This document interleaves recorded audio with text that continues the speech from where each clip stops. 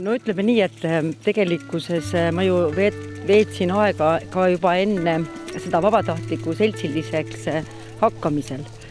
Et kuna ma töötan kultuurimajas ja üks mu siis selliseid iseenda jaoks tehtud selliseid tööülesandeid ongi siis vanemaealistega suhtlemine ja siis nendega koos selline vaba aja veetmine.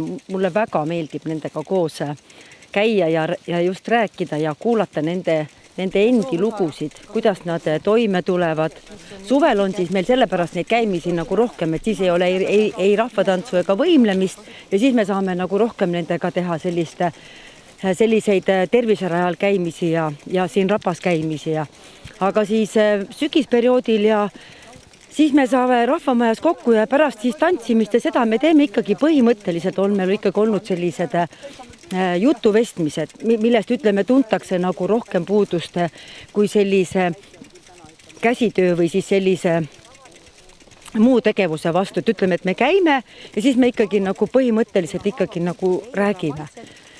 Tegelikult ma võtan seda asja samamoodi vabalt, nii kui ma seda ennem tegin, et ma ei sea endale mingisuguseid muid siis ütleme ootusi või asju, et nüüd ma pean raudselt küsima seda täpselt vabas vormis, nii nagu ma ennem suhtlesin, käisime käimas, nii ma teen seda ka praegu, et ma püüan seda mitte teha endale nagu siis ütleme kohustuseks, kuigi ta ütleme on nüüd üks osa minu praegust igapäevasest elust, eks.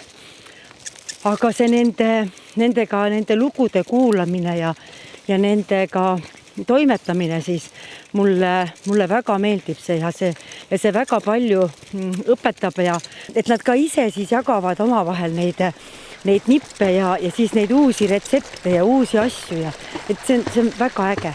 Ja see mulle sohu. Nii kõik on. Jah. Aga täna on külmem, teravam. Täna on teravam jah, täitsa kohe.